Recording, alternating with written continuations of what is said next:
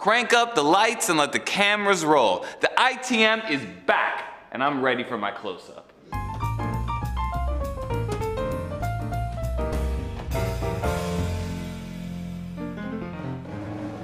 This episode of The Infinite Thinking Machine is sponsored by Q, Computer Using Educators, California High-Speed Network, In Focus.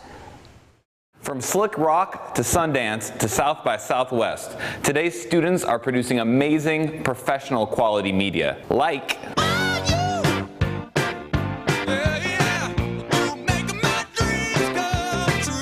and what would my wish be for everybody in the world to have what they want? No idea, I've got everything I need.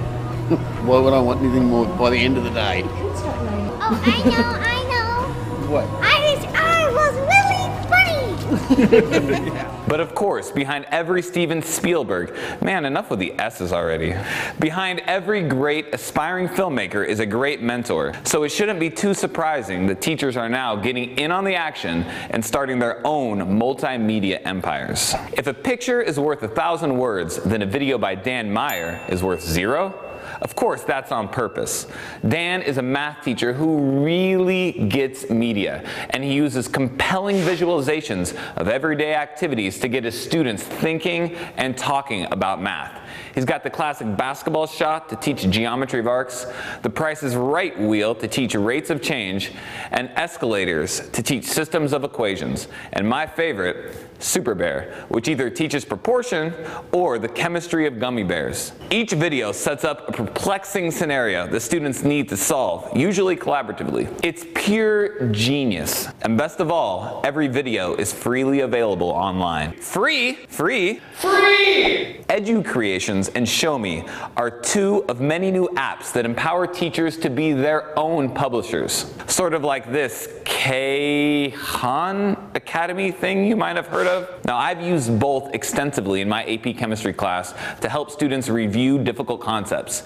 These apps take the pain out of production, helping teachers store instructional content online, leaving their classroom space open for inquiry and exploration. But be careful, if your videos get too popular, you might incur the wrath of Khan.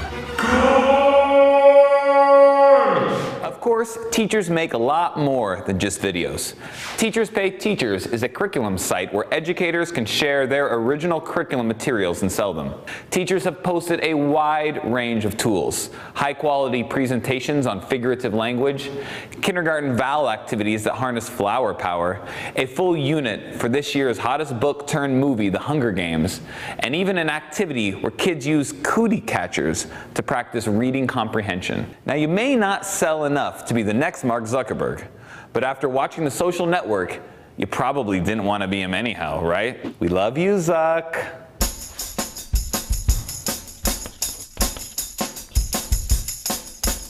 They say that the best camera is the one that you have with you, and it's true. Although I've always loved taking pictures, now that I have my iPhone, I found that I take them a lot more. Not only can you take the pictures, but you can edit them and post them all from your phone without ever even having to touch a computer. One of the great things about iPhoneography is it's a fantastic teaching and learning tool. In the classroom, I can use it to document the things that we're learning and to tell stories about our community. And so with this type of visual storytelling, it's a great jumping off point to other types of digital media projects. I find that I use iPhoneography to tell a lot about the places that I love and the places where I go. And it's a fantastic way also for me to share with my PLN. And there's so many different apps out there that are free or very affordable. So I often also explain some of my process for editing so that others may learn from what I'm doing. And also I learn from the other people there as well.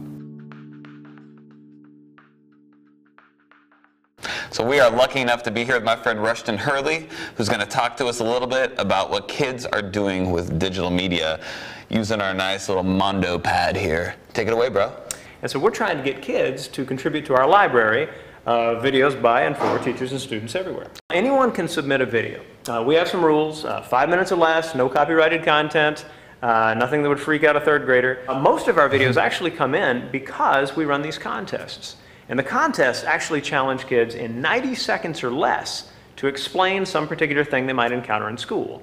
And so it may be a math thing, it may be a PE thing. We actually had a PE video win our last contest. You know, the finalist. Oh yeah, the finalists included like a Poseidon video, and then a video about weathering and erosion, another one about a history piece, Shackleton's Journey to Antarctica, and then there was one called How to Tie Your Shoe, right? And so how to tie your shoe, I'll tell you, you know, sometimes we need to practice. Velcro right here. All about it. Yeah.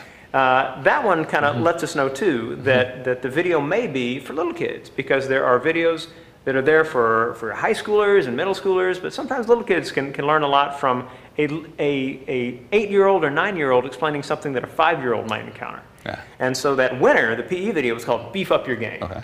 And beef stands for balance, No. right? Balance first, right? And then eyes and elbows and follow through. Basketball. Exactly. It's about how to shoot a basketball. And I like, you know, I know that. Why? Because I watched the video. Yeah. So I learned something from them going forward as well. Great. Great. Well, Rushton, thank you so much for joining us. I had a mondo great time with you today. A great time indeed. Yeah. Thanks a lot.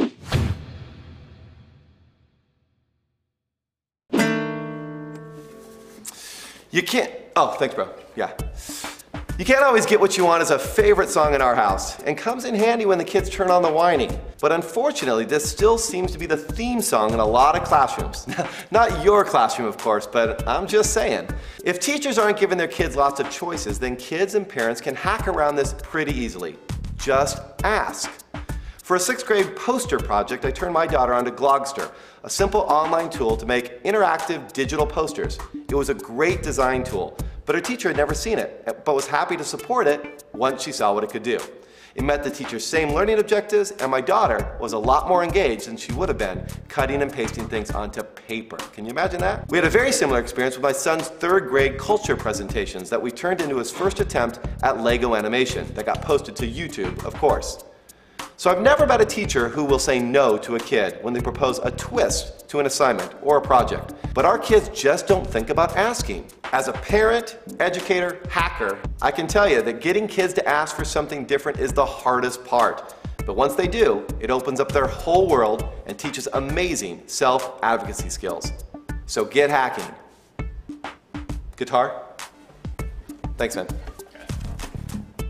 Thanks for taking a few minutes to hang out with us.